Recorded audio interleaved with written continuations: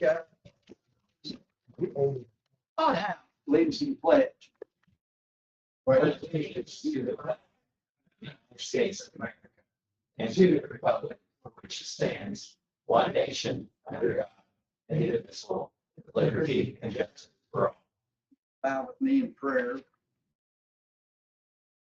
Father God, be with us this evening as we take care of the county's business. Got all of our hearts open and our minds open.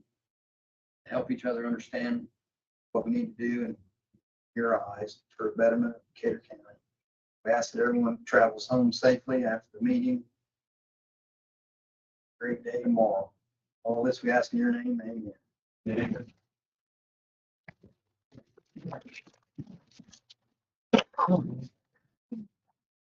Minutes.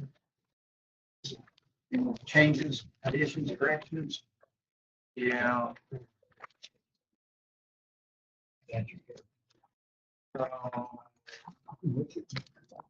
In the minutes, it says that the violation for the alcohol ban board's class B misdemeanor infraction is infraction. Yeah, because that was the note I had. Also, the section on the Fletcher Power says that Fletcher Power agreed to the commissioner's requested changes to the road use agreement. Was it in the decommissioning that we had the issues, or was It was the road use agreement. They had agreed to the majority of our changes. I highlighted two issues that were still, that weren't agreed to, that we had changed and requested. We're still working on that. That had communication with. So say they agreed to everything, minutes would not be. if we just strike just put Fletcher Power as not addressed request to change road use agreement, paragraphs 10 and 12. And get rid of agreed to commissioner requested changes. That clear that up. Well, I mean, but it goes on and says, but Fletcher Power does not address requested changes.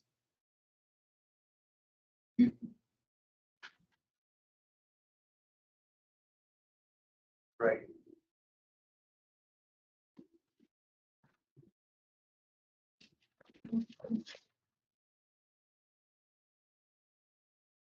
Do you think it's okay with it? Yeah. Yeah, I think it, but Fletcher has not addressed requested changes to paragraphs 10 and 12. Security deposit. They agreed to everything except Except that. Yes.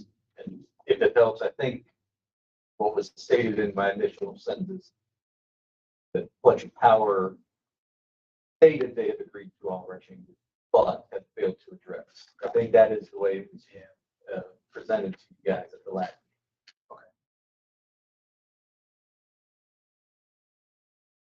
that was all I had for changes. We just need to strike the word misdemeanor from the minutes into the violation. And make a move. Well, it's not a class B infraction. It's just an infraction. Just infraction. So we would just need to strike out class B misdemeanor and state infraction.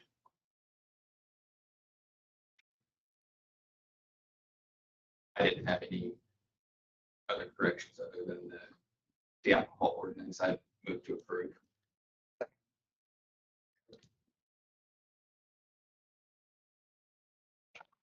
Roll.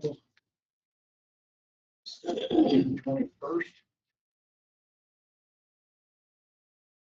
$372,780.53. I'm going to approve payroll.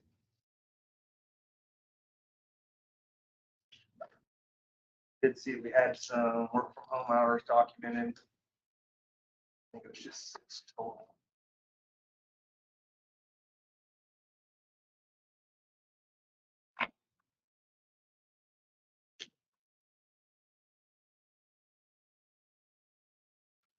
No, there was 2. And there was another one for 12.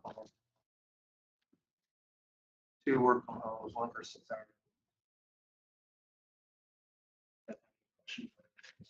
Or other than making that statement. Second, Jeremy's motion. I will.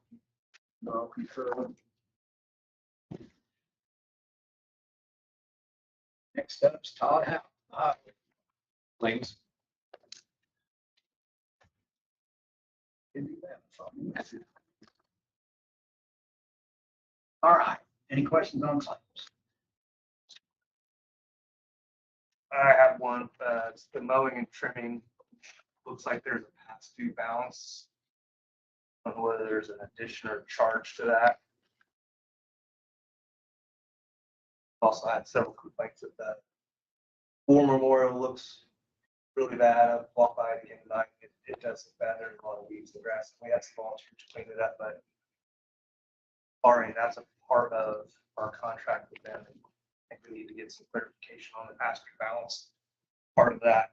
And I have what we're gonna do with weeds and trimming the one before we make any of those payments.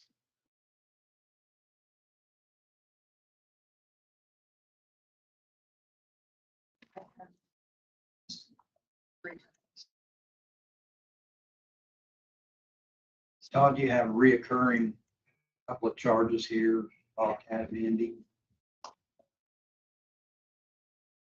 One $7,395, and him is $4,407. Looks like about 5 times each. Susan misfiled them from the first of the year.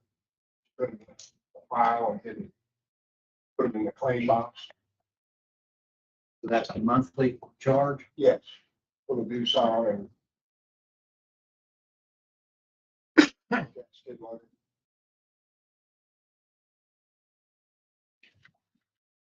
Just get caught up. So that should get us caught up, and then it should be a monthly statement. It was just a filing error. So I ended up calling them, find out if they were emailing them to me or whether they faxed them. And Susan found them in the claim folder, bought them out, she was hacked. It's my fault. Is that like a lease setup or is that? Yeah. I thought that was like a lease type setup. That's what we'll. Yeah. The only question that I had in claims, there was a Gov connection claim for $44,904.71. Large. Pretty large. Yeah, that's our Microsoft license fee. That an annual. It's an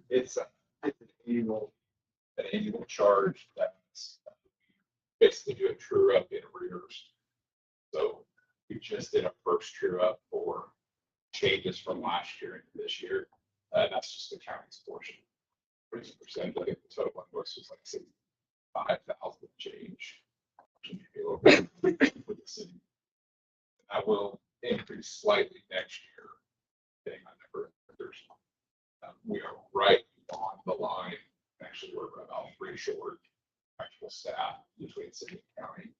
We held through for our true up, so we'll add them this year. We'll start utilizing them now. We won't pay for them until the same time next year. So that's not included in your budget. It comes out of ours. Correct. So since it's not 50-50, it's based on city employees versus county Number, employees. okay. Yes. Anything else? Move to approve claims.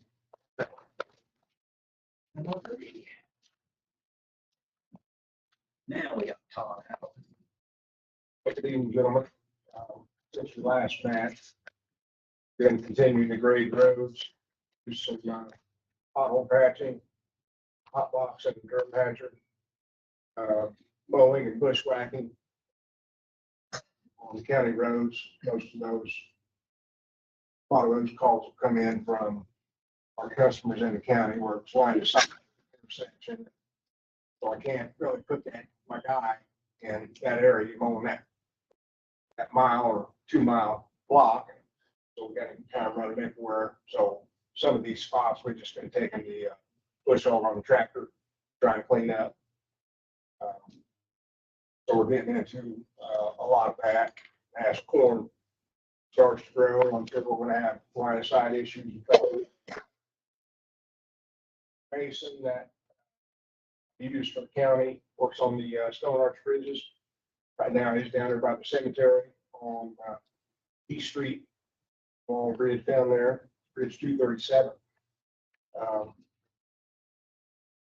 On the CCMG, did not max out on the first call for the chip and seal.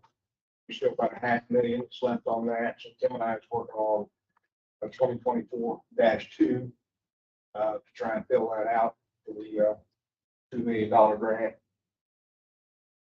We did shoulder work and disc work on 200 West after by the highway department.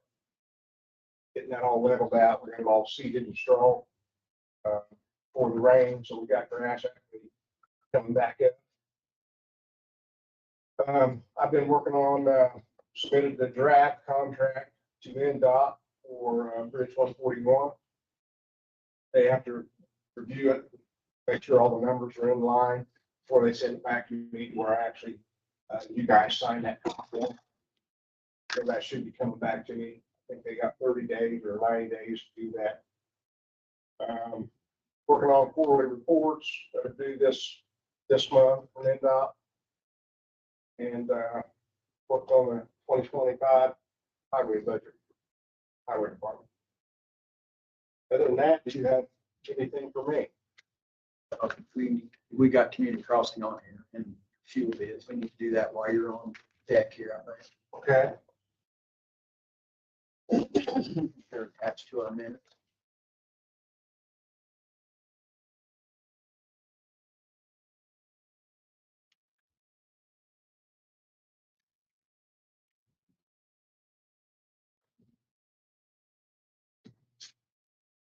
Well, Evergreen was at $1,527,700, some change.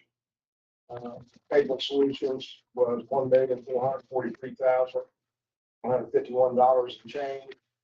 And Globe was $1,604,397 and some change. So it looks like on the CCMG Payment Solutions, it's the lowest. All their paperwork was in order. You do that. As far as I know.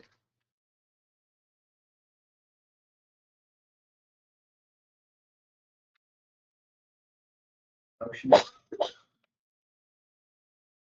only question I had, I know you've had worked with Globe. Have you done any research in the other companies? I just want to make sure that we're signing up with Payment Solutions being the lowest bidder. Do you have any history, knowledge, or anything like that? I have had a couple, well, shared with USI to the last meeting, that agreement. She had seen that Payment Solutions was low, and she mentioned to me they've had several jobs they've done. They do really good work. Nate from Asphalt Solutions, that would buy A&P oil from. He called them out, so they did a pretty good job. So is that Evergreen and Globe as well. So I make a motion to accept the bid for Payment Solutions being the low bidder, $1,443,150.70. I'll second that. I would concur. And fuel bids were only one received, correct? Yeah. Okay. I actually had 3 of them requested, but Premier Ag's the only one to spend. A motion to accept Premier Ag as submitted, I guess. So moved. Anything else? Last year, we were talking about a line of sight ordinance, so we went and mowed these. That's you. It's finished, but So when we mowed these, we had some ordinance for that. it's in the works. It's following down the ladder if you turn to the pressing issues, but I'll finish up for the next meeting. That's all I got. Thank you. Todd, I was asked the other day, and I couldn't remember the number. I know you told me recently. How many miles of roads do we have here? We have 636 miles total roads. 73 are gravel. 2 are concrete. one's unimproved. And I think 561 miles of asphalt. That should equal 636, but I may be off. I'm just going by memory. That's all right. It got me in the ballpark, but thank you. Kenny? You sure we look there? Good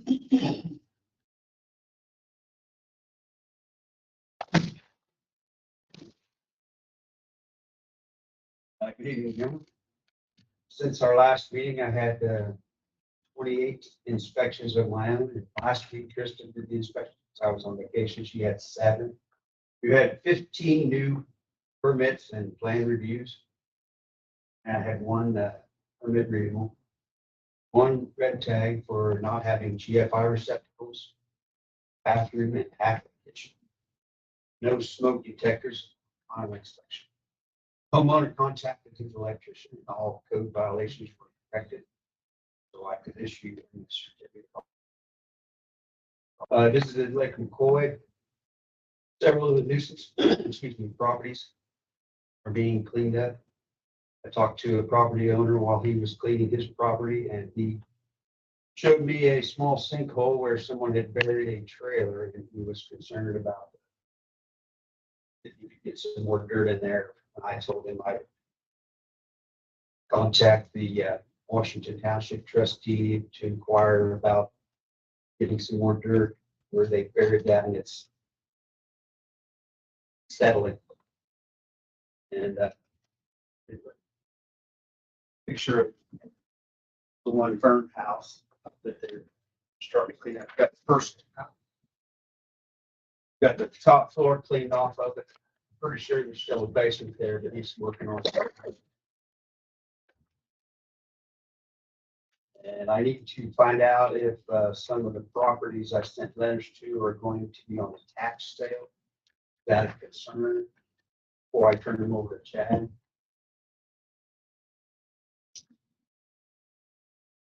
Just curious. Yeah, they're going on tax. I would wait to happen after that. Form. Yeah, I do a bunch of Together work with that. treasurer and see.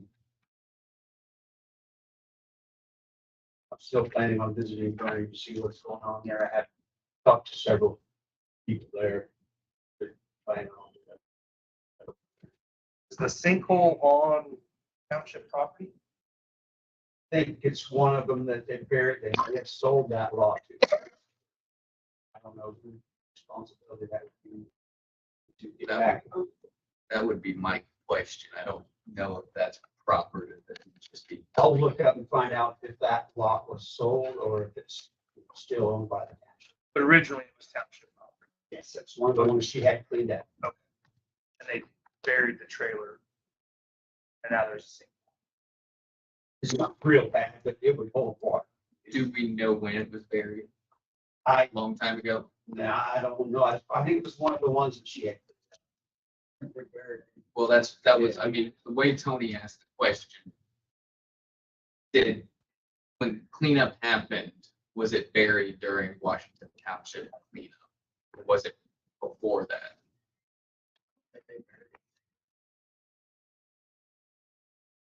Yeah.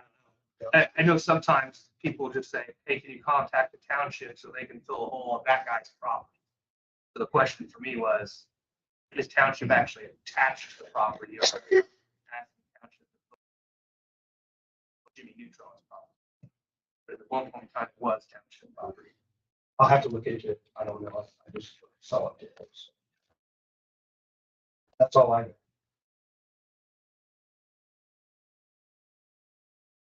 I don't have anything for you tonight. Me neither.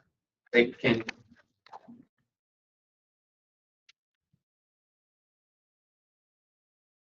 Mr. Sheriff. Yeah, I'm going to withdraw tonight. We'll probably get some next week. Brought to the sheriff's attention that dresser at the jail has been replaced once already. He's gonna look into if there's any more here. And we need to go to a different brand. I've been told that that brand is not proven. So Phil?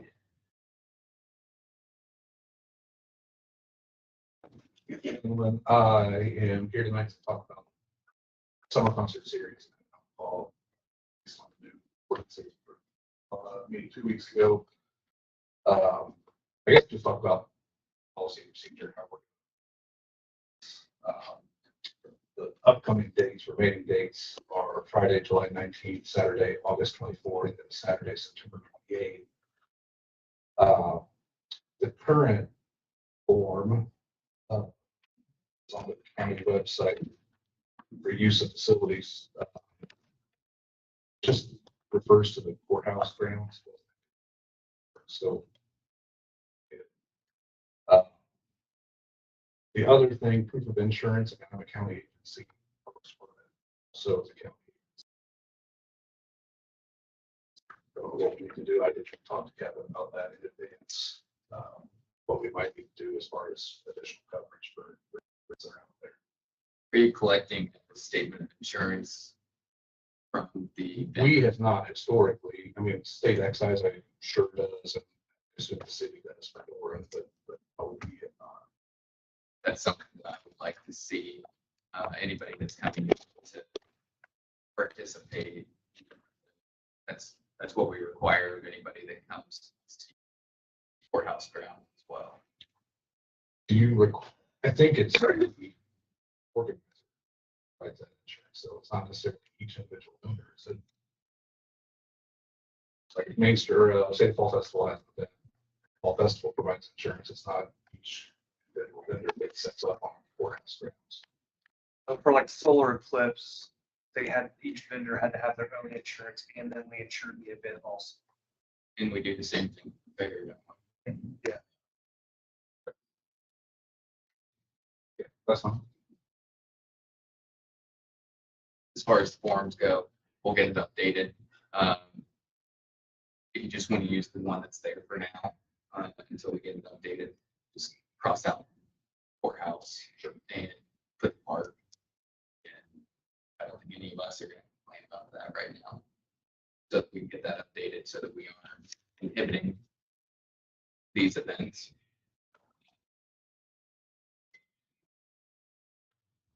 Great. Got the insurance thing. They'll opt out of it, insurance, unless the insurance we carry in the park already covers those events.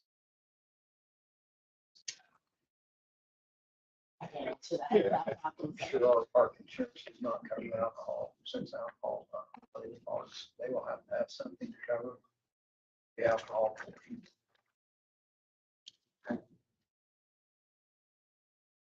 Any other questions? No, I have questions. Do you all have questions? When's the next conference? Friday, July 19th. We got one commissioner meeting between now and then.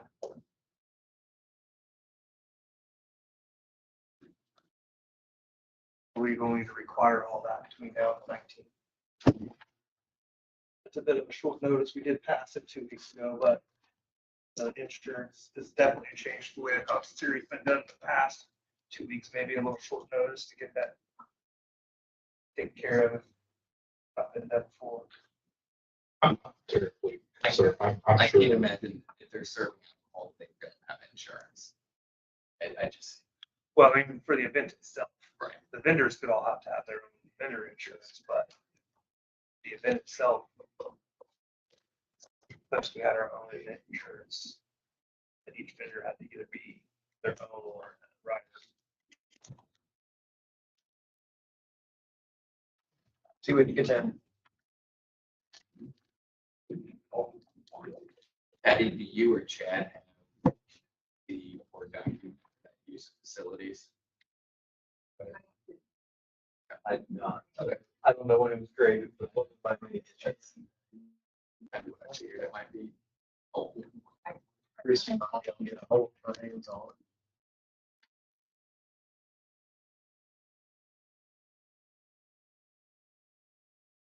You there? Yep. Mindy.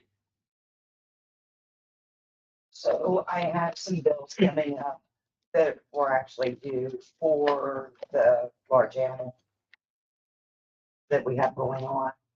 And I was wanting to know where do we need to be paying those out?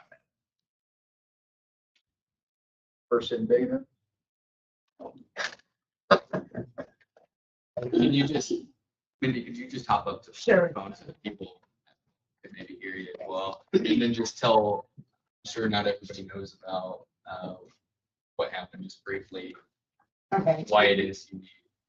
We seized 81 goats and 4 horses from someone in the county, and they are now, we have them, and we are paying to feed them and board them. And I have veterinary bills due, I have clothes, and we have, the boarding, the hay and boarding that are due. They didn't pay their bond within the 10 days. So Let you fill this in. What's the running cost? I have it in front of me, it was like 7,078 or 79 per month, How long have they been there? 30 days. How long do we expect them to be there? How long do we have to keep? I was under the impression if they didn't pay their bond within the 10 days, which would have been June 14th, they should have had the money down to the shelter, that they become the county's property. What's your? So I'll jump in now. So there is a cause of action that has been filed. There's a statute out there the committee was referring to about posting of a bond care so that the animals remain potentially able to go back to the owner so long as they keep paying the bond. That was supposed to be heard, I believe, a week ago. And the owners hired an attorney day of, and it was continued. This does not actually fall under county, the prosecutor's office pushes this matter. So they had filed the motion to post bond or receipt. And it's been continued to July 22nd. They have an attorney, Chris Tebby, here in town. Had a conversation with him at the end of last week and asked him what his client's intentions were. If they were going to bond or they weren't, if we could just move forward and be done. That their intention is to bond, but they're just struggling to come up with the resources. But I think, and I have to go back and double check some of the statutes for certain, but I think given that the prosecutor's office agreed to that continuance, that the 10-day seizure can't happen, that once it was continued, we now have to get to the July 22nd date to be certain as to which direction this is going to go. So the care will continue, it will still accumulate to us during this period of time, and they'll either post, the bond will now increase from what was asked for the first time to account for the extra, essentially 30 days of care, because they have to post every 30 days, essentially to keep the animals from being seized. So it's the monthly care bond, it continues. And so the last time this happened to the county, the animals were seized, we immediately sold them over to cut our losses. But we won't know what happens to that end until we get to this hearing date. So I've talked to the prosecutor's office, I've talked to Chris Tebby, and I'm trying to see where we're going, but nobody seems to know honestly which direction this might break right now. So if they don't post a bond, our options then will be seize the animals, sell them, and hope we break even, institute a lawsuit against the owners for the costs we incurred. But if they can't post a bond, that's probably not a very fruitful endeavor. Not sure what the value of 81 goats and 4 horses is, but I guess it's pretty good. Sure. The condition wasn't well. But that's what we're looking at, the next 2 months, right? Be all of June as opposed to July. So this whole ordeal was instituted by the state vet, is that correct? We So in order to do any like neglect charges or neglect things like this, you have to go to the state veterinarian and have them come down. They do the body scoring, they give you the report. And then it's on the animal control if we want to take them. So we chose to go ahead and take them. I mean, there were some healthy ones in there, but it was just gonna be a matter of time before the healthy ones looked as bad as the ones with the really low body score.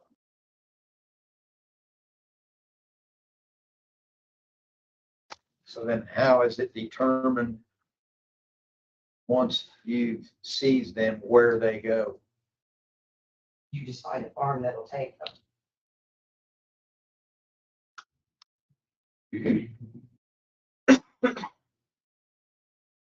And I also had the brush bill director down helping me with this because this was my first seizure and she's done it many times in the past. We You used, get through it step by step to do this. we used all the money on that sheep escrow, right? No, it's still, Is it, but it's not enough. Now, the one way that I did do to help. How long does that? That other escrow, does it have to be kept? No, that's been released. That is ours now. They were sold, that is your funds. So that could be, $4,950. And I did want to let you know that as soon as we were seizing, I was in contact with the Humane Society of the United States and talked to them about getting a grant. So we did, for this first month, we did get the hay and boarding covered.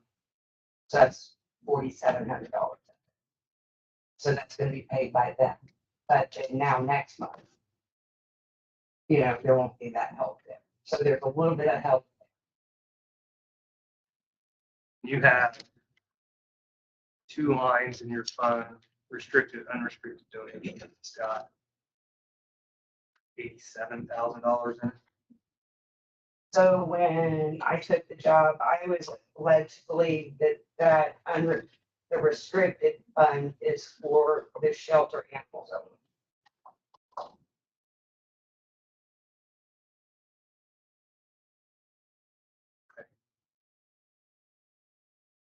Horses and the goats would be included in that. I mean, I don't know, I came in with no training and that's just what I was told by the board members at that time. So what's our total for the first month? Thinking maybe It's like right around 8,000, I think. we already had 4,700 of that. I will, yes. we have the 4950 from the sheep escrow, So they'll take care of, so we can cover first month. and then we won't have, well, we do need to have those horses teeth blooded. They can't do it.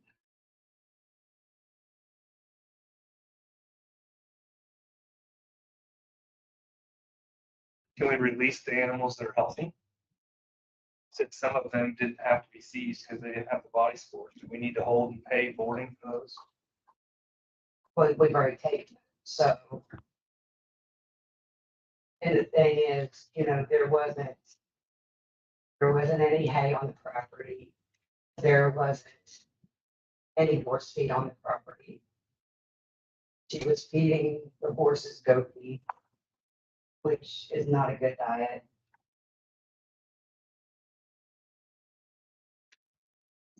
We did leave one horse, 3 dogs, and a bird chicken. Because the one horse wouldn't load. It was scared. And it was in the best shape of all of them. And we did, like I said, left her dogs and her chickens.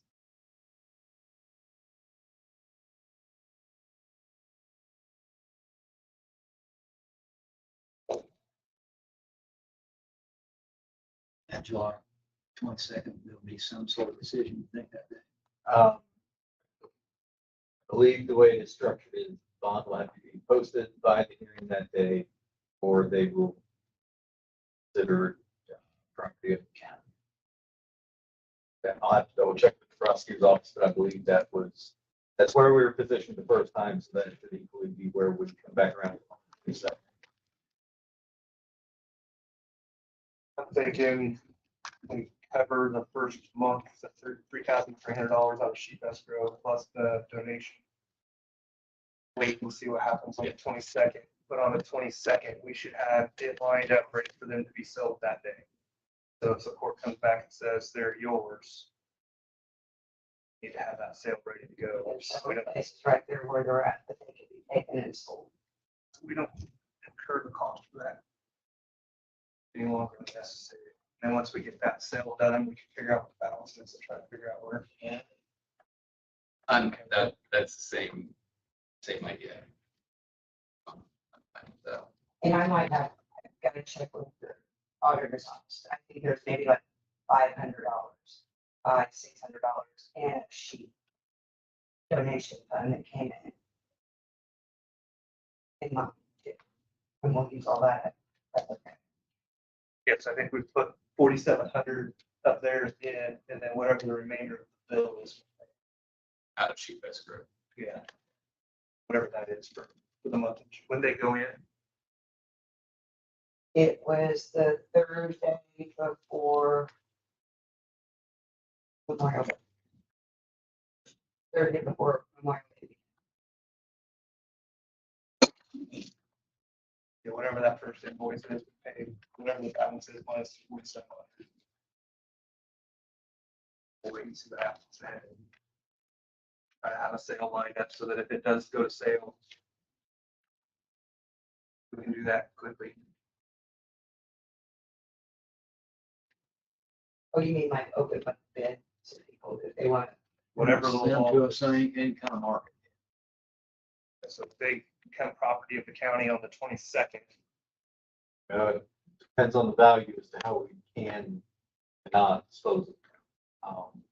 The last time this happened, they were of such poor shape that we sold them significantly under market value because that it just wouldn't carry anything. But to get to $5,000, I can't remember the process now, but I think you either have to have an auction or a bid or so. If these are, and I don't know what the price range would be for this, but that's, I believe, the threshold of where things change that you can't move them immediately. So it depends as to whether or not we can move them same day or not. Is that individual or as a group? We're selling with a lot, they would, as a lot sale. Right. They would be open to that. But if we're selling them individually, But I mean, the last time it was as a lot because for every 10, only one of them carried in value. So they all went as a lot. But the market for basically just under the threshold last time, so it worked. I don't know if that same situation here is here or not. I guess to my point is I don't want to wait until the 23rd to start figuring out how to sell. I want to know what we're doing on the 23rd. And some of the If they need to be evaluated and value added between now and then. emails, they're actually, they have a lot of mastitis. Or painful. So, I'll look into the process. I'll make a motion that once the $4,700 grant has been applied to the first month's bill, that we use the sheep escrow account to pay the remaining balance. second, I'll concur.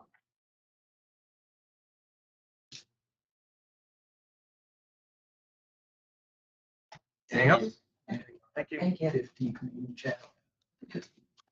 Circumstances. Josh? Apologize for being late on addition to the agenda. This is something we've been working on since March timeframe.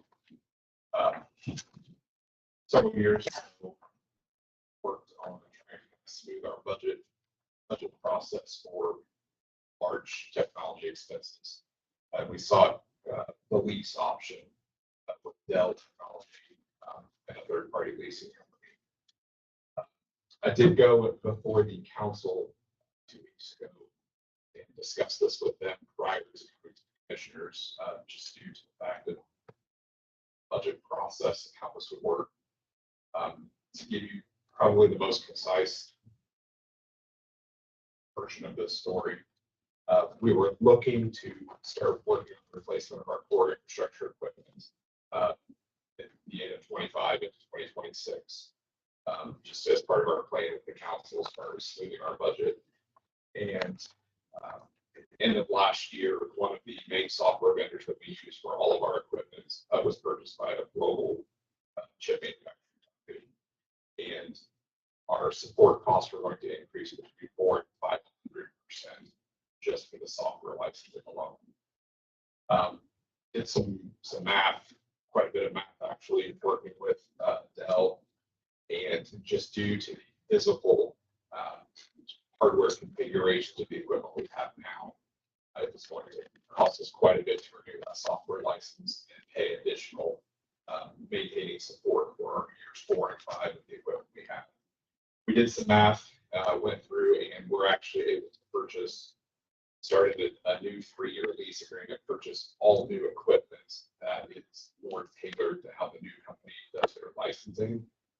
It's actually a cheaper licensing cost, and it's all in all only $5,000 more than what we had intended to spend, except for basically resetting the clock, starting over a new 3-year agreement, brand new hardware. Does not even contemplate potential hardware resale. The hardware support on that, we're doing full replacement. But there still is quite some value there. We just obviously can't start down that road until we deal with this hurdle. So I did go to the council first and just wanted to talk to them. And I said, here's what we're looking at. Here's what our 3 years will be once we sign this agreement. Obviously, we're locked into that. And I want to go to them in budget cycle and say, hey, I need to increase my budget $25,000. And commissioners already signed it, so here you go. I went and talked to them ahead of time. After explaining it, going through the process with them, they agreed that that was an acceptable solution to the problem that we're in. So we did receive executable lease agreements Thursday evening. I provided that to Chad, county attorney. Technically, today there is basically some new statutes and things going into effect as far as all lease agreements need to go through the attorney prior to presentation to you guys. So thank Chad for looking at it with me in the process. It's a little cumbersome. I thought that it would be a little difficult to explain how to go through all of this. Obviously, I think I was how we handle forces and things. Maybe this won't be the most complicated thing tonight. I tried to make it easy. Abby has the official copy, red and blue tabs for the signature. Red lines need to be signed by the president of the commissioners. Blue tab has to be signed by someone else with signatory authority, stating that the president of the commissioners is in fact president. So it's, I know, it's 2 different agreements. It's a master lease agreement, and then a form saying Mark is who he is, and then there is the actual agreement for Mark to sign stating this is what we're agreeing to. That's a 3-year lease. We're doing semi-annual payment terms just to help with the budget.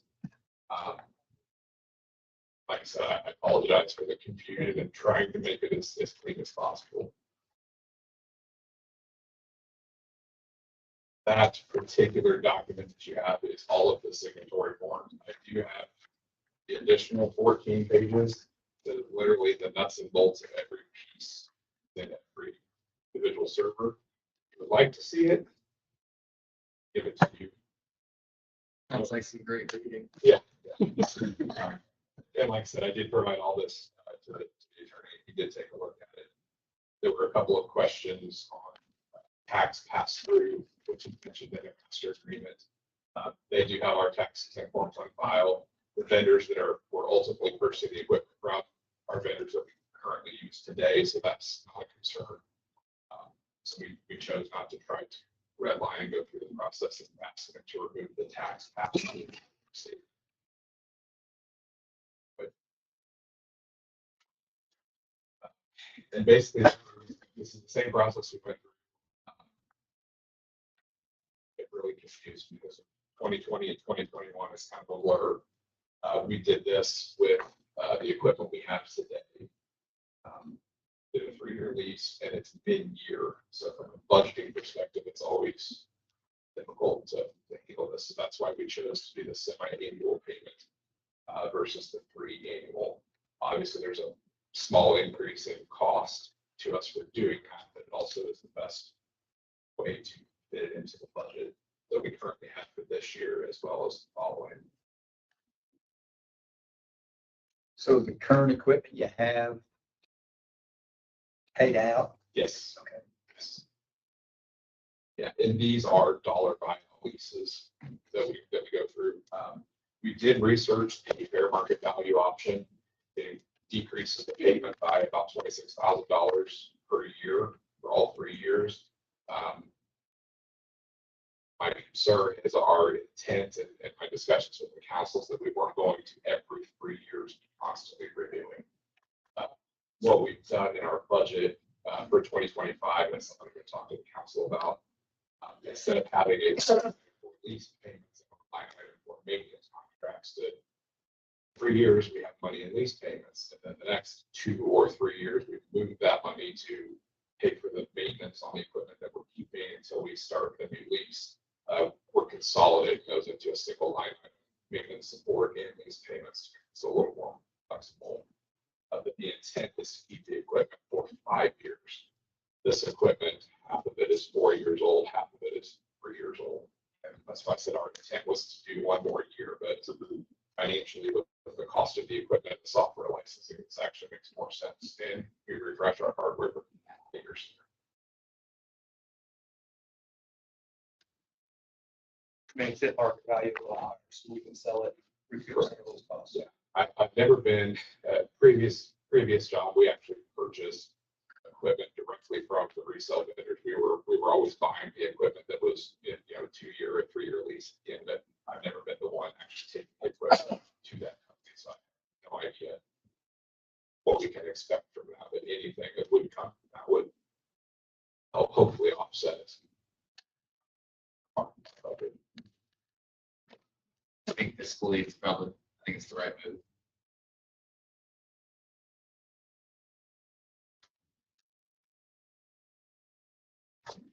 I agree.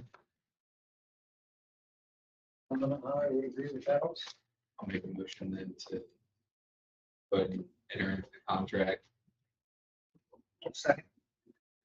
Curve, you just need to show me which All and of, where. all of the red ones are you. And then I would ask that either of the other commissioners, I think when we did this last time, Janet signed it as the auditor. That was just what we did at the time, but I know she's not here this week. We didn't actually have a call with them today to make sure, because it specifically says another officer or someone within the organization has signatory authority. And I kind of explained the situation. Yeah, as long as Mark doesn't sign it, Mark is the commissioner, it's fine. There are just a few other forms that are typically filled out by the auditor that just signifies that we do carry insurance on the equipment, and then has billing terms. But in the past, those were all handled by the auditor's office directly, so I didn't include that. Absolutely send you guys the packet if you would like to see this on.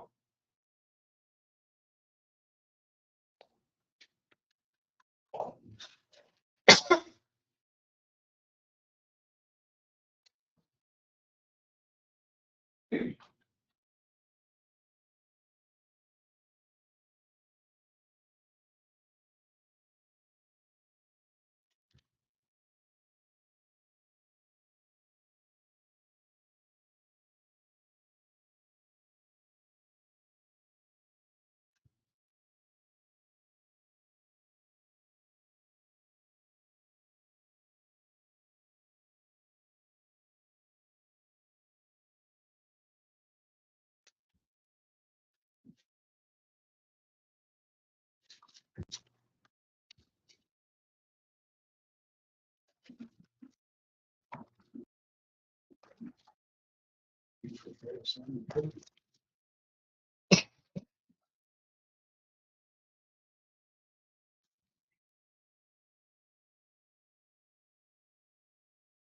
then as we've done in the past, once we send this off and it's signed, after signed, we're gonna copy that to the auditor. They typically take that to the recorder, have it recorded. Thank you. Thank you. Next up's fair committee bylaws.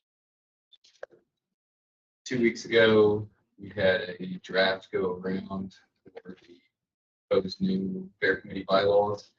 We wanted to take some time, allow people to provide input on those bylaws. I know I did get some input. Did you guys get anything that people would like to see added or changed, or do you have any additional discussion? Was somebody asked me if they take applications for general people to apply. I know I've received 4 separate names, people that have called me or reached out to me that wanted to be considered. So if there's anybody else that wants to be considered, give one of us a call, give me a call, and I'll put you on the list. I have a running list of people to be considered for those positions. Yeah, I think a resume or something that they can attach to those. Why they would be there, what their experiences are. That would be great. Anything as far as the bylaws themselves. Fair enough. I will make the, Mr. Ramey. I will just say that on Facebook, we got quite a few messages back on the fairground Facebook. It's all pretty positive. Just questions of if the money's still going to go to the county. So that was pretty much it. Yeah, the way it's written, the money will be maintained in the county government. It's not going to be a separate account. That's the way it's written right now. So everything was positive. I will add the 2 things, and then we can add it for the agenda next time and actually have a vote on it then. Sounds good to me. I agree. Thanks. Next up, we have portal bids for the fair.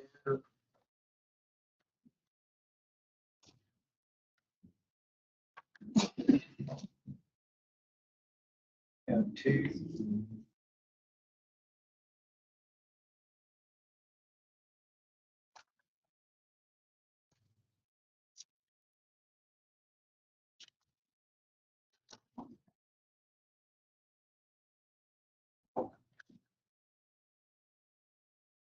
This is portal sanitation.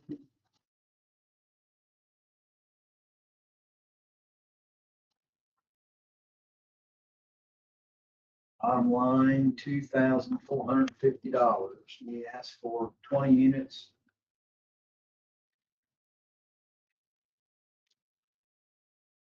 Cleaned each day. That's how that.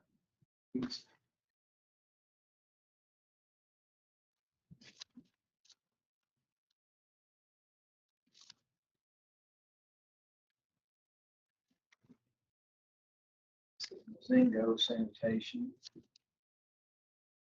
That's not.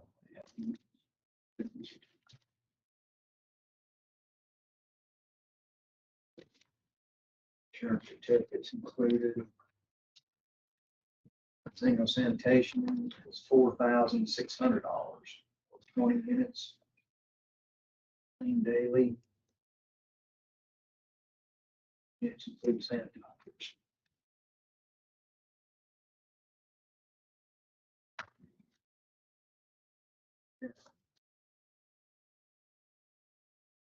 The advertisement.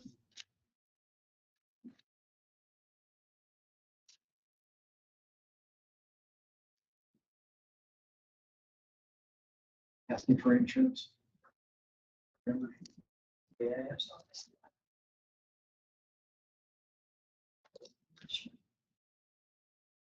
Well, I think we reach out for less, $2,400, $1,000 less after a copy of their insurance. Move forward with that.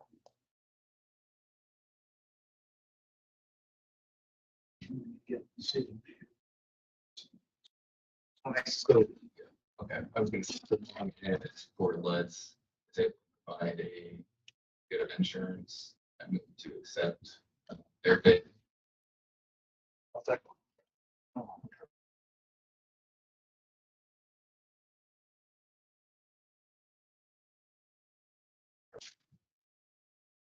Annex repairs and improvements.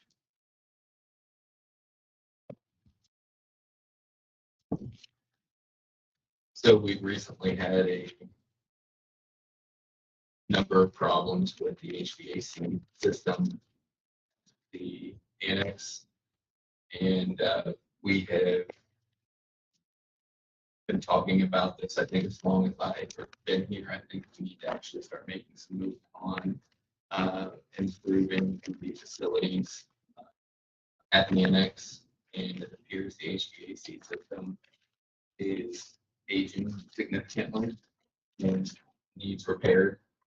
So I don't know if you guys are at a place where you just want to repair the units that are currently in need of immediate repairs, or go through and do a wholesale improvement process.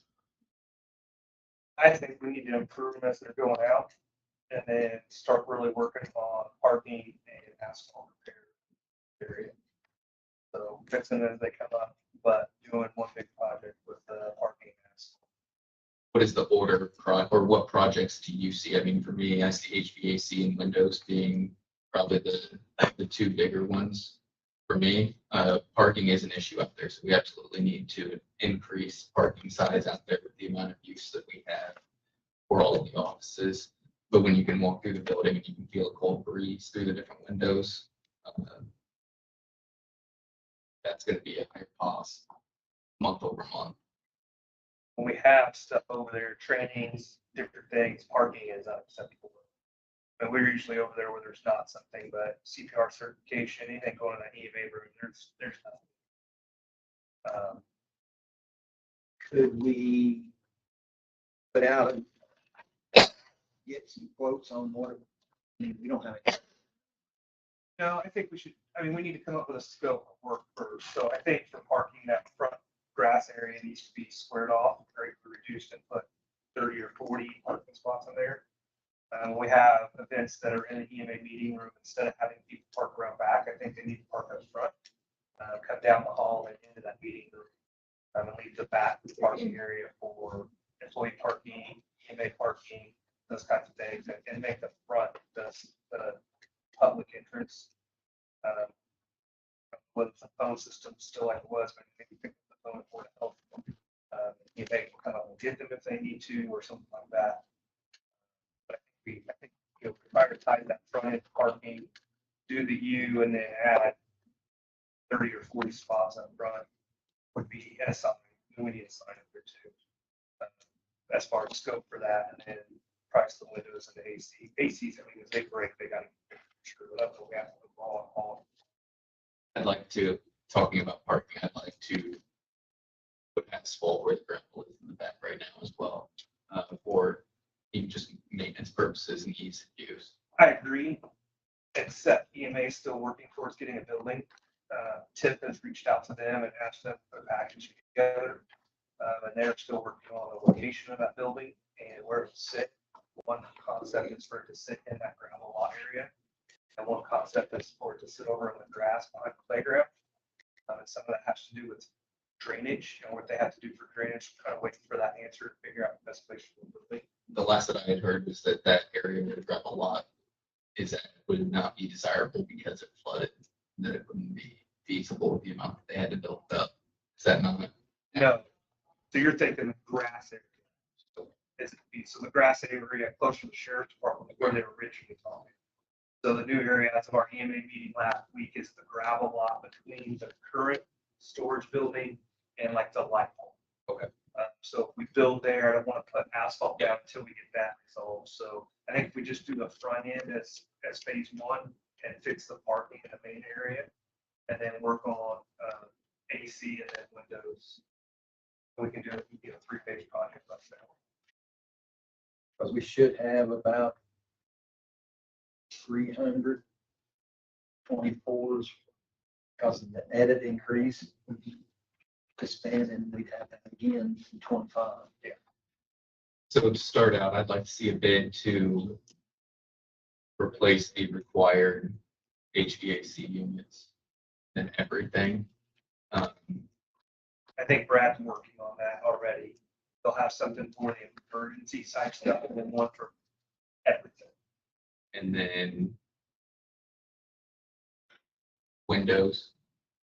We need to get Right, but I also, in getting those quotes, those units need to be moved to the ground, off the roof.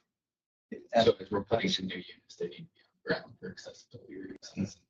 And talking to Tim, he said that would not be very much more money. Would make those.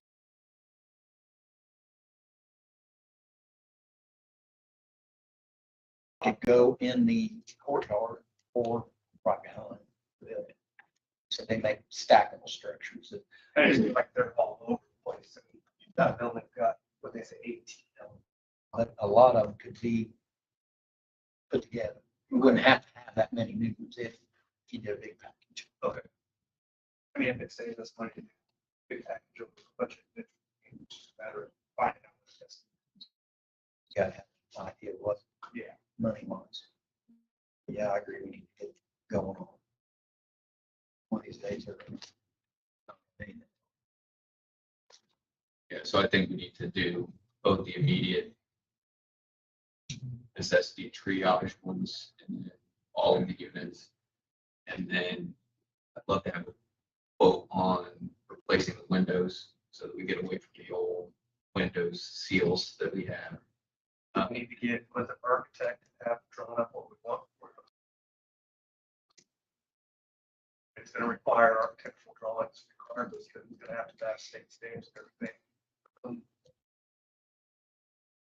Need to get with an engineering firm, HWC, blah, blah, blah, and have them draw up what we want, so we put that section out in bid. Doesn't have to have architectural drawings to do anything. That's all located. And then as far as the design of the parking lot, do you want to move the sign out by the roadway? Is that where you want to move it? I don't have an issue with that. I think that's probably the best place for it. And it needs to have all the. People drive by, they know the board out, actually, their veterans office. I think next step really is, you gotta get an architect or somebody to come in and draw the structural changes to the building and then do the parking lot. Whether it's the back. So we need to put proposals out for GCs in, so they can. Do we want to do GCs or do we want to just have architect drawing and put out the structure for one scope and then the parking is the second? GC, I guess the. I'd like to have separate if we could. It's because of an overall, We don't need a GC for the park. No. We just need the sign. We may need a GC for the building itself. yes, not for the HVAC, not for the parking. Correct. So we can get these designs, parking lot. And then we just need quotes from the HVAC company to look at those. Put out the GC.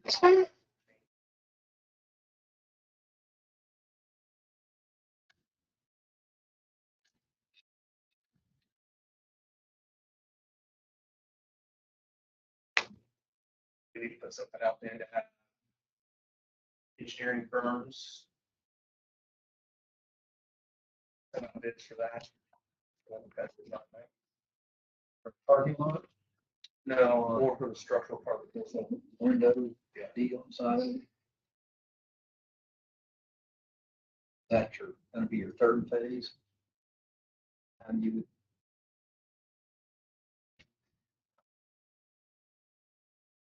I think we do the HVAC in the parking lot and we can do cash with that. We can get the building done and get that looked at and see if we can do a long-term payment plan to get that done. Just doesn't look costly. Yeah, I don't know where the parking lot's gonna come down on the price for it. as far as phasing it. We were at 2.5 million a year ago. Yeah. To do the whole project, so.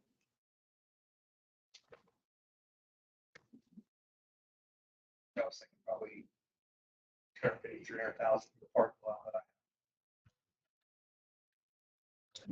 I can get it. I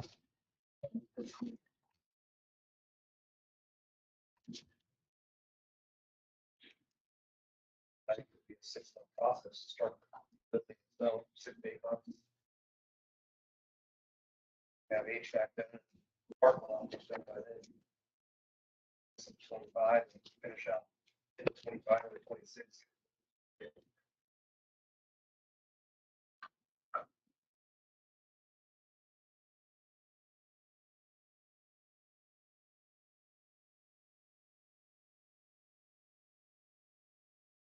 To reach out to like an HWC. Yeah. I don't know who else we used. They just come to mind. Used Use training. HWC's more. Just say.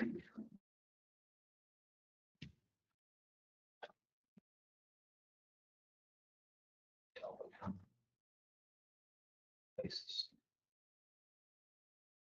I'll have them start looking into it, give some in the next meeting.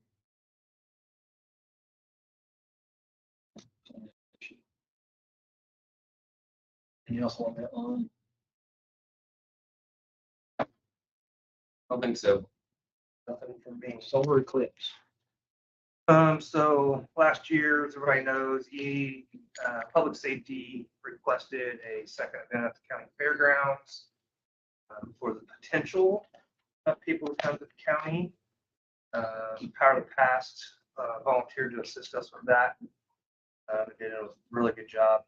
They pretty much did most everything that we needed. It did easy for me. Through that agreement with Power of the Past, we agreed to pay all expenses from the event, and then the remainder of the money would go to them for their services and the work that they did. Based off what I can tell, there's $8,171.91 in that account still currently. Their only expense that I can find that's left would be electric and water from the event. I pulled up the last couple months worth of stuff. That looks like February electric cost $659.19. I think that's the first month we had all wrong. March use electric pay in April was $1,156.23. April electric, which would have been the month of the eclipse, was $1,383.51. So I'm not sure how we want to divide that up. There were multiple events in the month of April, but none of them were as inclusive to the grounds as what the eclipse event was. I did not get a idea of what March's events looked like. What was the total for March? Sorry, Tony. $1,156.23. So that difference between April and March was $227. The difference between February and April was $720. And the electric wasn't turned back on till the 10th of March, the meters. Typically turns on. I would say my March bill showed all the meters off. I assumed that was February turned on, March pay. But I show every meter $41.6850 for March payment. And February turned on. And then Turn them on the first day. April payment would be this. This is what was due April 15th-ish. This is what was due May.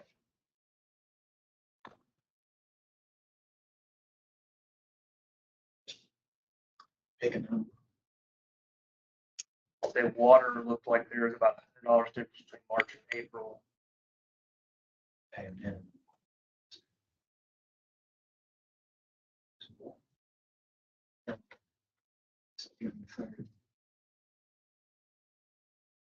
So subtract the 227 and $100 out of the remaining balance.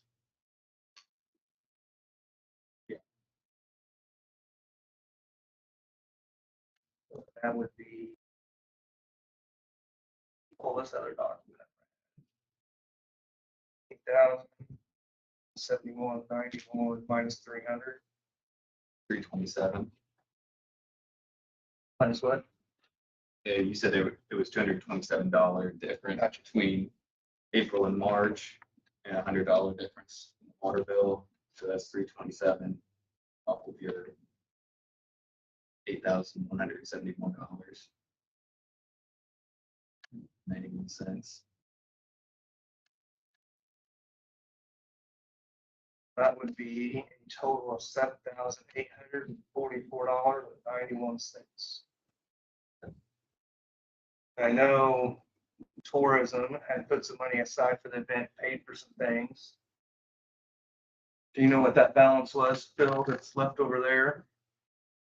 We, did 5,000 to each one of it.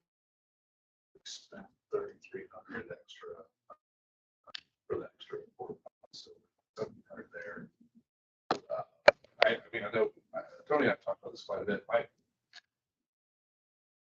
happy that however works, transfer that $700 to power the past. Just nervous or neuron on that term, but procedurally with the auditor's office, how to pay that. So if we can figure out a way to do that. I guess that we had originally talked about maybe putting that whole $5,000 in the account and then spending out of that. We didn't really get that done, so I mean, that was promised to the power of the past also.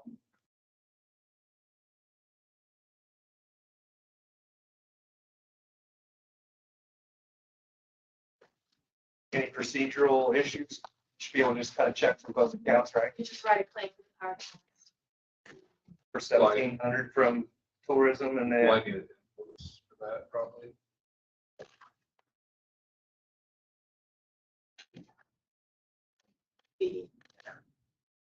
Okay. So do I need to write the invoice? You want an invoice from us? The commissioner side? Just make a motion and do it. Yeah. I'll make a motion that we pay Power of the Past $7,844.91 for their efforts. To run the solar eclipse event. Requested by public safety. Make that a Sun Zero event for the county. There was no cost to us for that. Second the motion. Kim, if you just get an invoice to the auditor's office for $1,700, just, or to him, then I should be able to cut the rest of it. Okay, I have, something else that I'd like to bring to the board on behalf of the power task. Can I do that now or do I need to? No, you're fine. Yeah, go ahead. Okay. So, we are planning on inviting an alcohol vendor to our event, August 14th to the 18th. And I wanted to know if you had permission from the commissioners. I know Tony and I have talked about it. I think we said something to Jeremy about it once. And talked to the sheriff about it. He said he approved sign off on that. And we're going to use the community building. It'll be all inside consumption. Anyone consuming an alcohol beverage will have to remain inside the building at all times. The tiki bar, the beach and tiki bar will be our alcohol vendor. And they will be doing the excise tax, so we'll be paying that. So as an added thing that might answer one of your questions earlier, the Power of the Past actually took out an extra insurance policy to cover any alcohol, any extra expense as far as our insurance. On top of our regular insurance that we always carry during our show, we took out an extra policy just for the alcohol vendor. And he will have to come to the floor with his own insurance too, as all our food vendors are required to come to the show with at least $1 million. They will, on the fairgrounds, it's been brought, Kevin's not here. They're raising our insurance liability to 5 million. So you need to look into that. Okay. Making us for the fair, pick it up for 5 million. For $8 total- doesn't go very far anymore with the ED attorneys. that's true. So you have to raise yours to 5. I always talk with our insurance on that. The alcohol ordinance. That's not park property, it's not controlled by the park.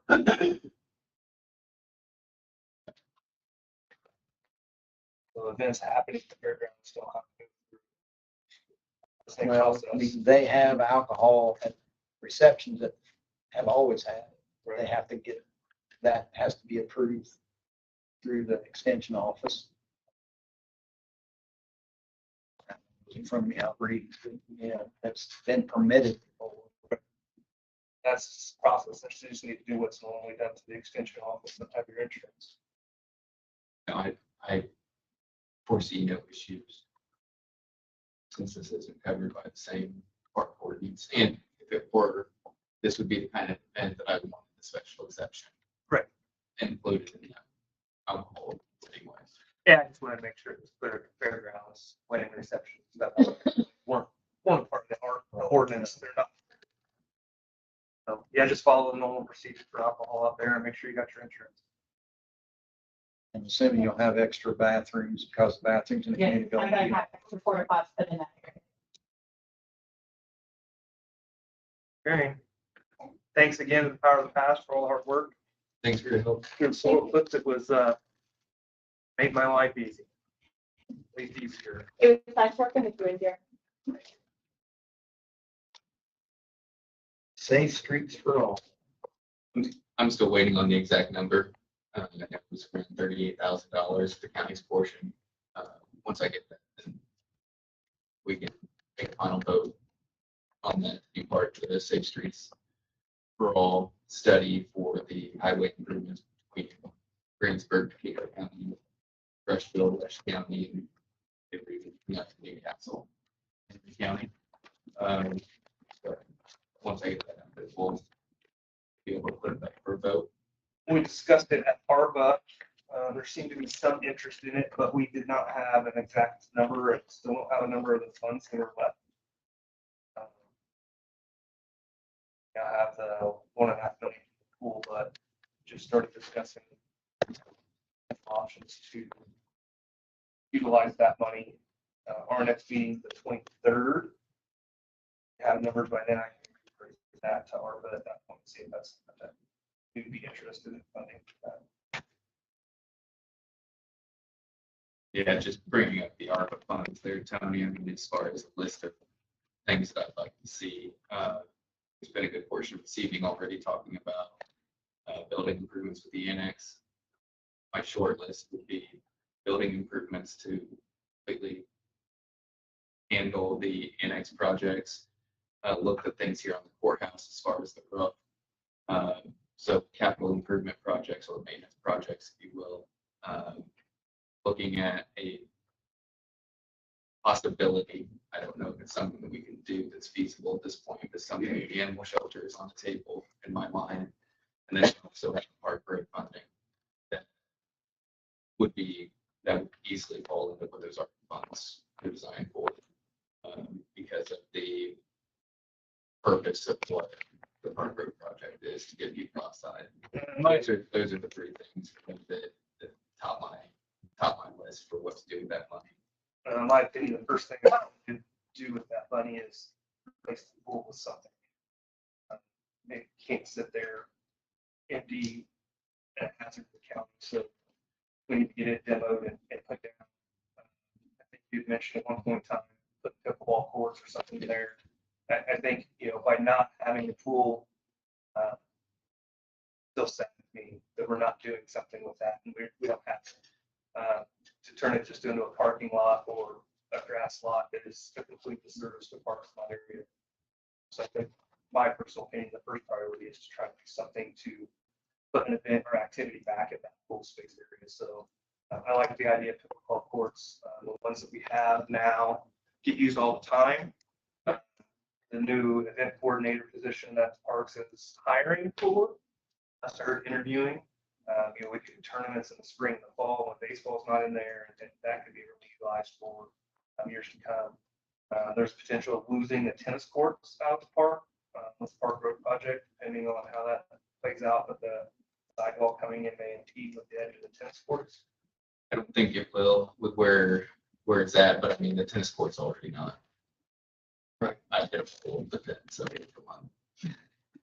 Pretty, It's close. So yeah, I mean, the tennis court's not ideal situated. I guess my big focus on mentioning something tonight, so I want to make sure that we do something that is that has the higher level of need in the community rather than just throwing it in other smaller, less consequential projects. Yeah, and That's as my a point. true event of COVID, I really want it to be towards the Parks and Rec department and giving more of that. Outdoor activities, healthy activities, stuff like that. Yeah, we could spend millions of dollars on building, repair, and maintenance. We should have a FinCap fund to be able to do that. So I think putting it into an outdoor activity with parks should be where that goes first. It's still an ARPA conversation, but we've got pool on our agenda for later to talk about. Is there still any interest, Mark, on being able to have the demo work from that done? If we do it in a project, or there's some talk. it was suggested maybe having County Highway do the demo and save us a bunch of money to do it. I don't know if that's something that's in your guys' wheelhouse. You guys could do everything out there. I know we have the equipment. My argument was the first one I was talking to about it is it's great about the equipment, but but we're not doing roads. These guys work all the time, just trying to keep up with what we have.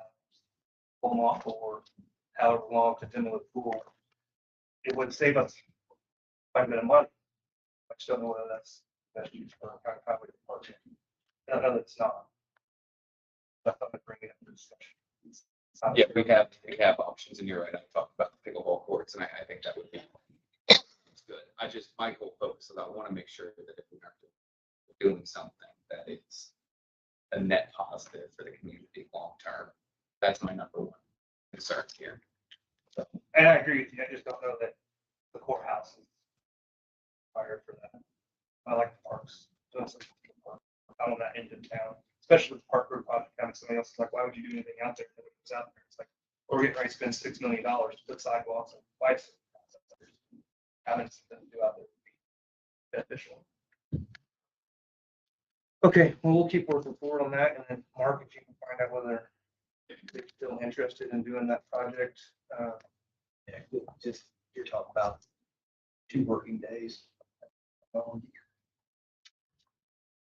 would we need to do with all the plumbing and water And it'll have to be, or have to be shut off. Okay. Those kind of things. Teresa, did you have any more thoughts about the building? Well, that would depend on what you were planning on putting in place. I mean, I'd hate to see us tear it down at this point. oh, I think the building's usable. I think it just depends on what kind of With the diamonds already thing you there, want to put there. if we do put pickleball courts out there. I don't know that building would actually service much of the ball diamonds just because it's not a safe, you can't send children across the parking lot to the restroom from whatever diamond they're playing on. But if you're honestly considering pickleball courts or something like that, then I would think that the building could certainly be made to be usable. I mean, it's, I like the idea. I mean, I'd certainly love to hear other people's thoughts on something good that could go out there, but I mean, all seems to be popular right now. pickleball is taking over a lot. I mean, there's a lot of interest in that.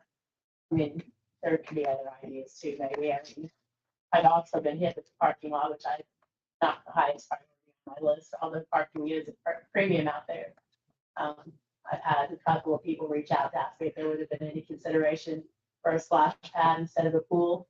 In some of the places we did visit, said that pools were sometimes not being replaced because of the cost.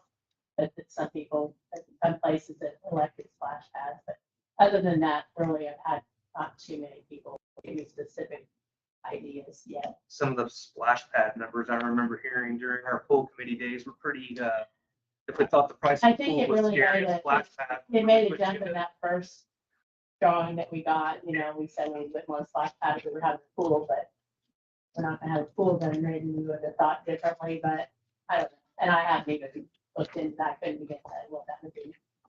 But other than that, I haven't really had any direct comments about what should go there.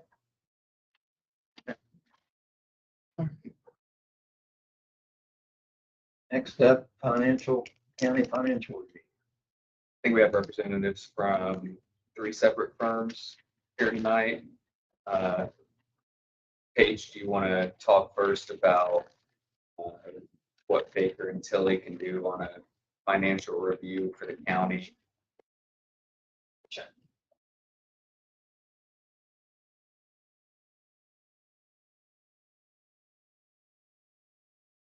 Paige Sampson with Baker Tilly Advisory Group.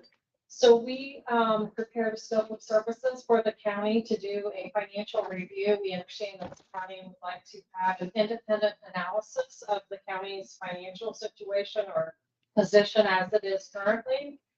So our scope is to take a 3-year look back at your financial position, really dive into your receipts, disbursements, and fund balances, look at trends, see what's been happening in the past. And then also we would go forward with projections for 2024 through 2026. We would also look to see if you have budget shortfalls, what's been happening with your cash reserves over the last couple of years. What does it look like going forward?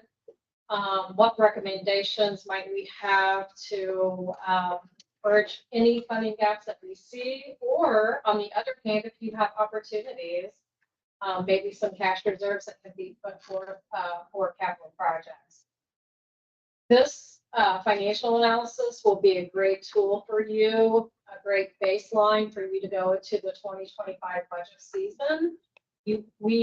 As a part of this analysis, you will have the estimated receipts for 2025 as well as 2 future years that you can use to develop your budget. So you would be in a great position to make some sound financial decisions, you and the council as well. So we would look at doing 13 of your major funds. And it's for a cost of not to exceed $25,000. That is not a flat fee. That is the cost for actual time and expenses incurred up to $25,000. Just for your information, we have prepared these plans for the last 20 years for over 40 counties in the state. Some counties are near you: Brown County, Dearborn County, Jennings, Ohio, Scott, and Shelby County. And we're happy to provide references. Any questions for me? You said 13 major funds. Is that because like when I look at the fund list, there's Yeah, you've got a bunch of, 400. right. So it's Not literally, but it's the general fund, reassessment, your economic development, or your edit fund, your lit public safety, health fund, local road and street, MVH, park and rec, the statewide 911 fund, your Cume Bridge, your Cume Capital Development, MVH restricted, and lit special purpose. We can add on a few more funds as well if there's some funds, but those are your main operating funds that takes care of the main services for the county. But yeah, we could include most of what we.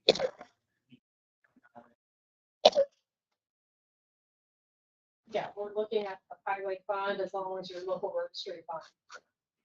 I know that's a big, could be a big conversation. What's going on with that based on you guys' plan. Make sure that's it. But the county commissioners or even the council have nothing to do with the road fund at all. It comes from state dollars. Right. Tax. But now, at least the last 2 meetings, we talked about taking economic development and lit money and supplementing the county highway fund. I don't have any interest in doing that, not knowing what's going on. I mean, lit should be, that's just special purpose, public safety, and other, and edit should be economic development. So I would love to know what's actually going on. We're doing our best with those dollars before we start spending these other tax dollars that are maxed out to cover something out there. It needs to be in there. And the lit special purpose that you have in here, that is the special purpose jail tax. Yes, I just wanted to make sure so that we knew where we were at as far as being able to lower that tax, or if we need to keep it constant going forward to reach our goals of being able to pay that off early. right. Okay. This financial analysis will give you a great kind of foundation for any sort of capital planning that you do going forward. And then what's your turnaround time? It's generally 4 to 6 weeks from the time that you sign the agreement. And we know that it's critical to have this information before budget season. So, or before you really start getting into the finer details of the budget. So we would hope to be closer on the 4-week turnaround.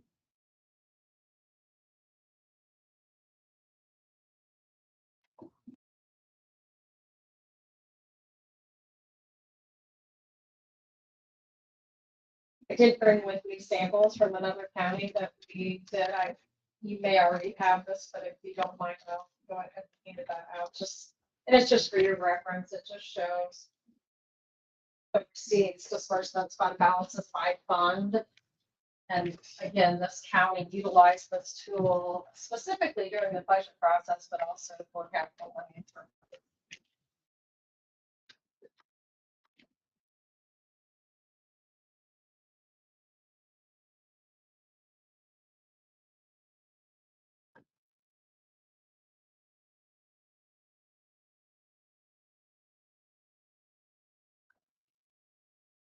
You said the projections go out to, did you say 26 or 27?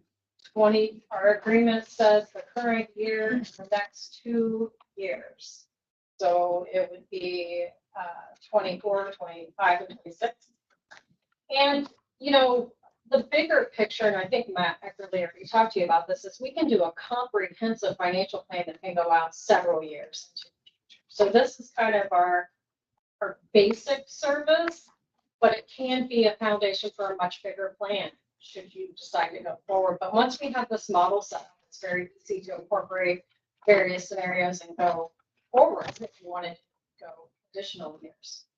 And besides just the projection out further, is there any other difference in the analysis that would have done the comprehensive plan versus? So the comprehensive plan, we build in your capital plans into that. That's one difference. We do tend to go out 5 years, have a forward projection of 5 years with the comprehensive plan.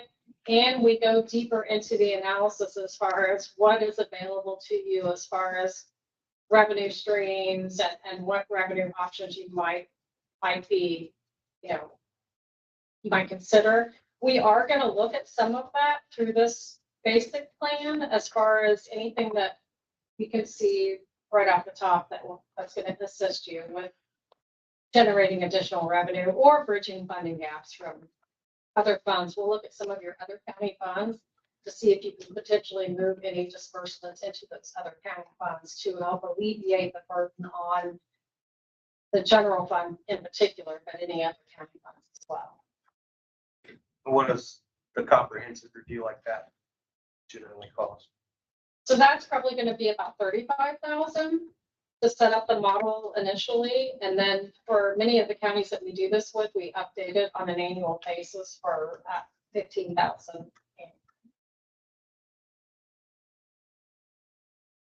So if we do just the initial financial review, 25,000, do a comprehensive plan later, or it's a $10,000 difference. Right. Are we If just you paying? do the initial, yeah, you would not pay another 35,000. So if we pay the 25,000 now and try to do the comprehensive, it would be less than the 35. If that's what you choose to do, yes. And again, I want to reiterate that it's not to exceed 25,000. Since we haven't worked with you in the past, the reason why we do that not to exceed, because we don't know kind of what we're getting into, like what's your financials like, or is everything in order? If it is, it's going to be less than. But we always put that not to exceed, and if we get approached that, we'll let you know. But for an analysis like this, that should be sufficient.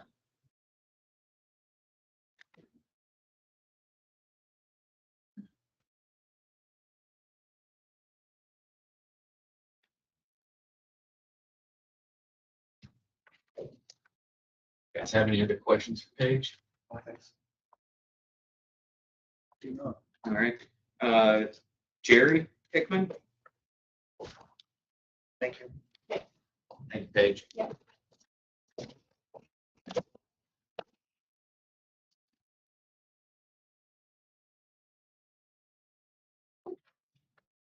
Jerry Hickman, partner with 3D Ancient Group.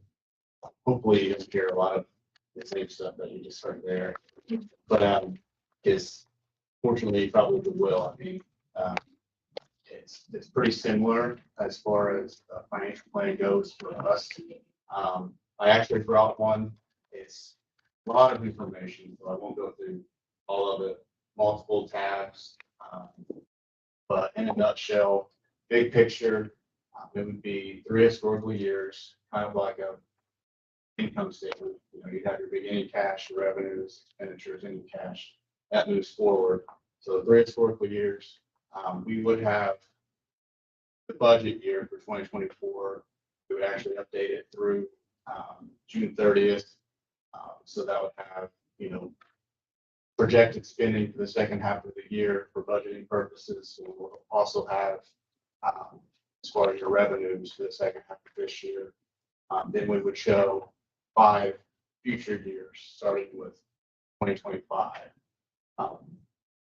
In addition to that, there would be multiple other sections. We have a cash section.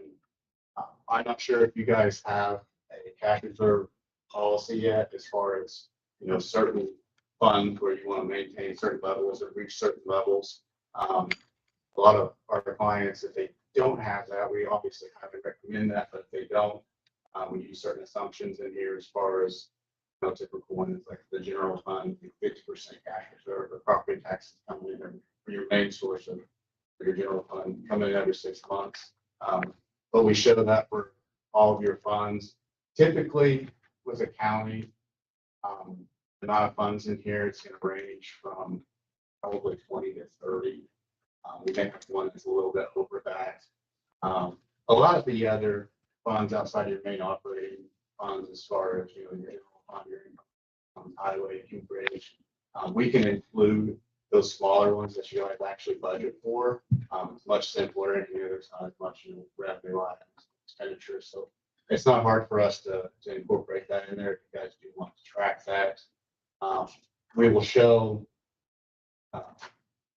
max levy calculation, projected in the future, obviously keeping in mind any legislative updates and changes that may affect that. We have a rates page that shows historical rates, future projected rates.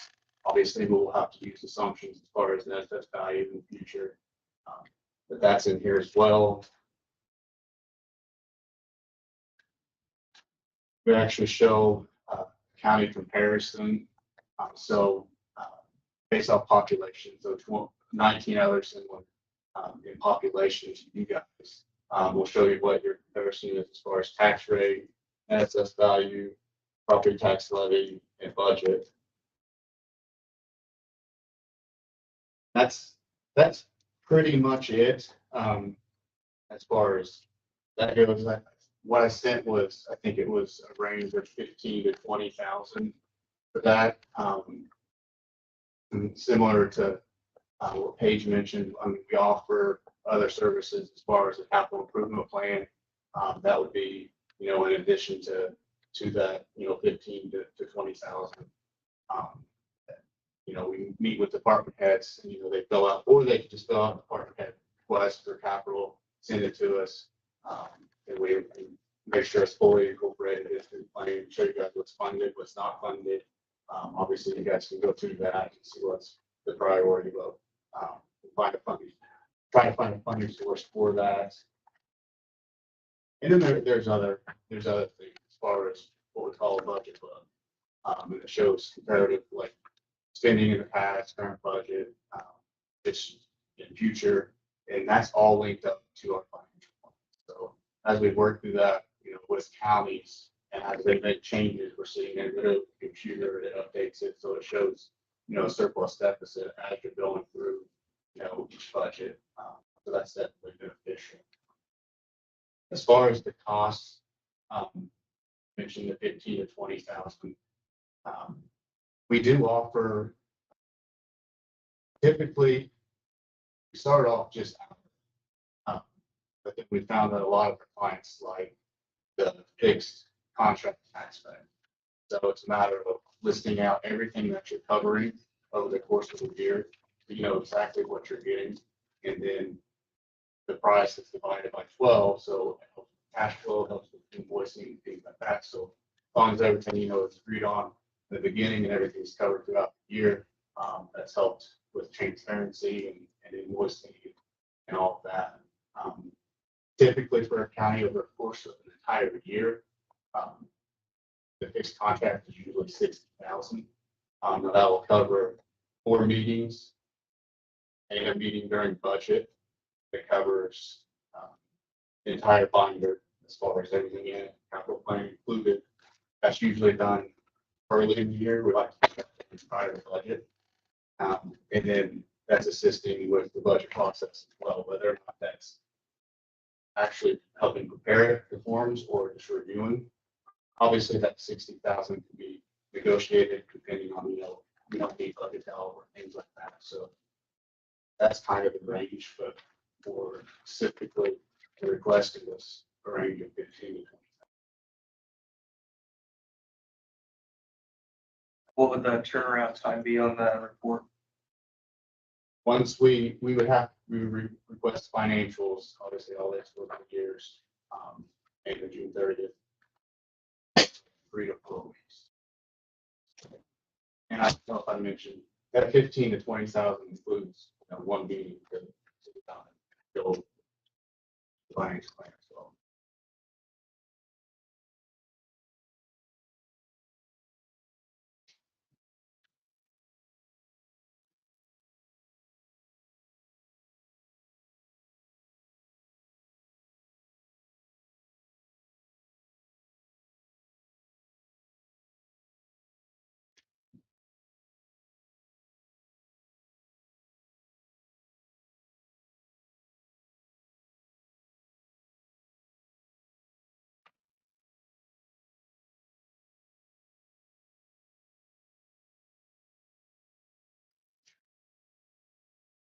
I don't think I have any questions. Okay, so we, Good. Thank Jared. Thank you guys. And then Jeff Peters.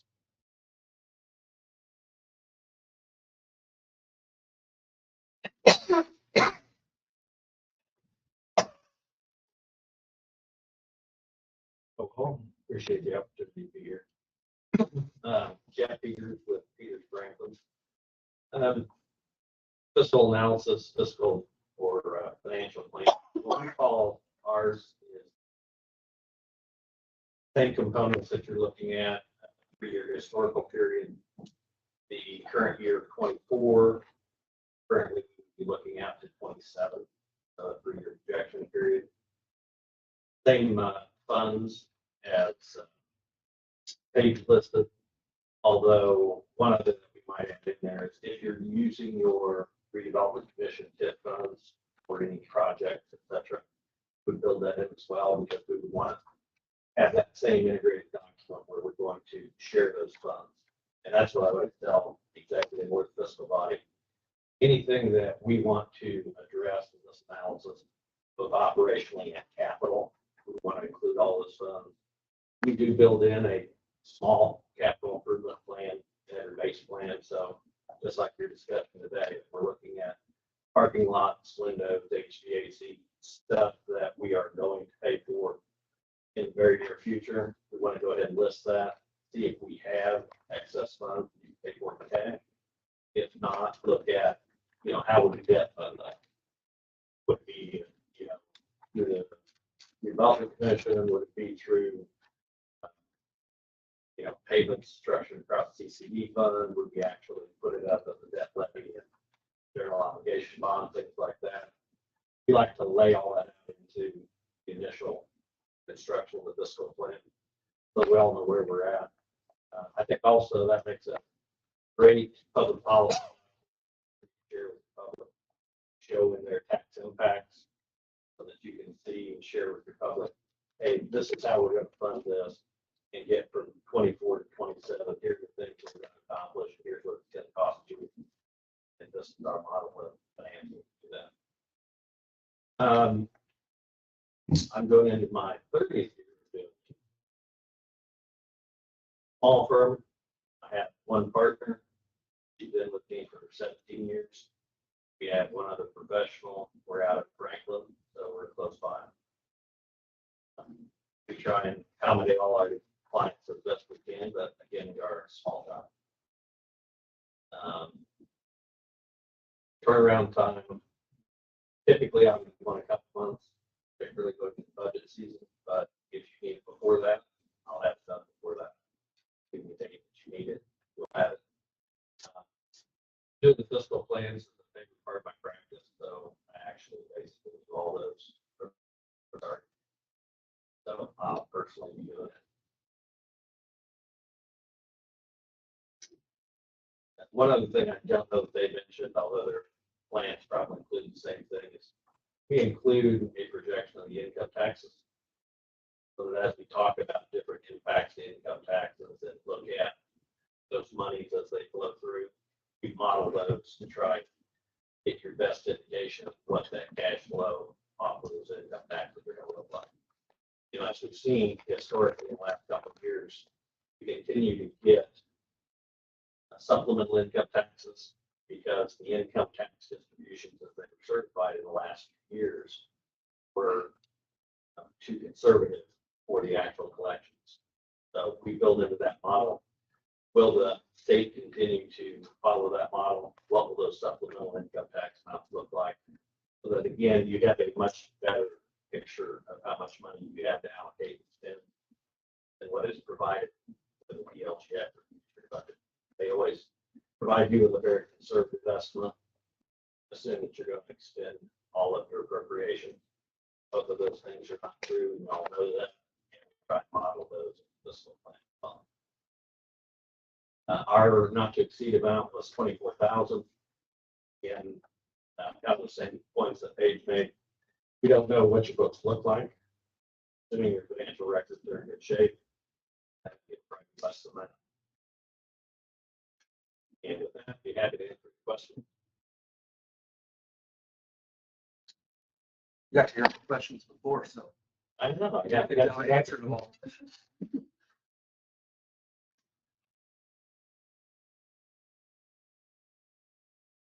I don't have any questions after looking through. It. Oh, I did give you guys an example, I believe. Like, a good idea of what it looks like and what's spread around. Theirs includes that redevelopment commission funding as well. That they have a lot of active integration of trying to flesh out roads, utilities, et cetera, in order to try and attract the public.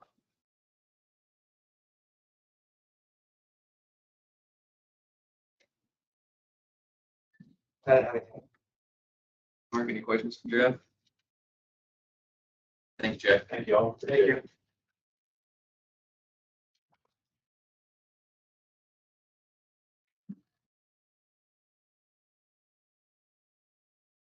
You guys want to take a couple of weeks, look through everything that you got either tonight or through email. I didn't get any of this email. You guys were on the emails. I'll forward them all to you now.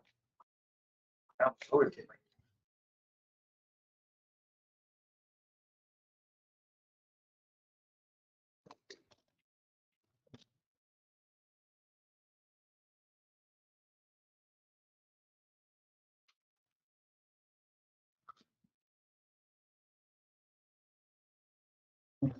Change up here.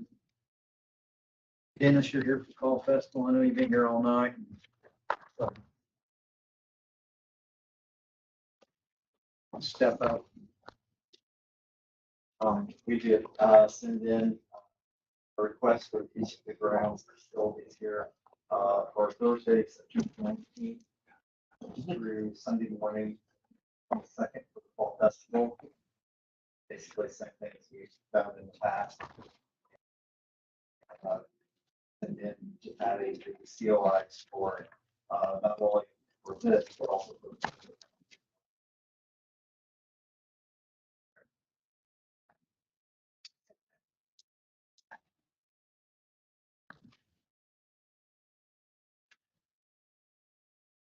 All here in order.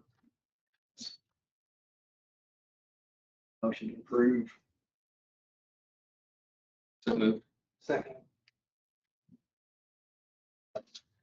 Thank you, Dennis.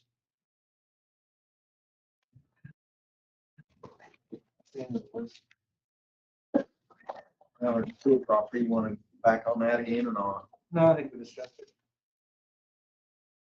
Find out whether we still have to donate to do the demo and on into what we want to put there, or maybe something we can put over the next couple of weeks. Maybe just that the next week. We can put that back on the agenda for it. Anyone else? Brian, have anything? Thank you. No,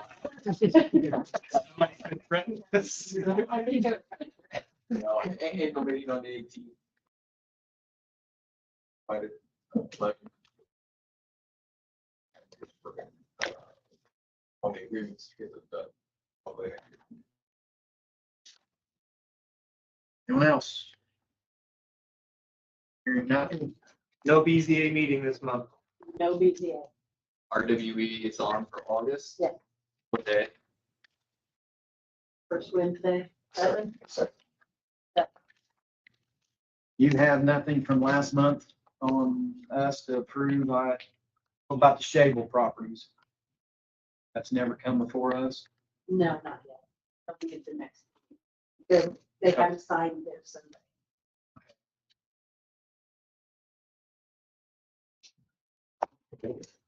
Motion to adjourn. Second. We are. Thank you. Oh,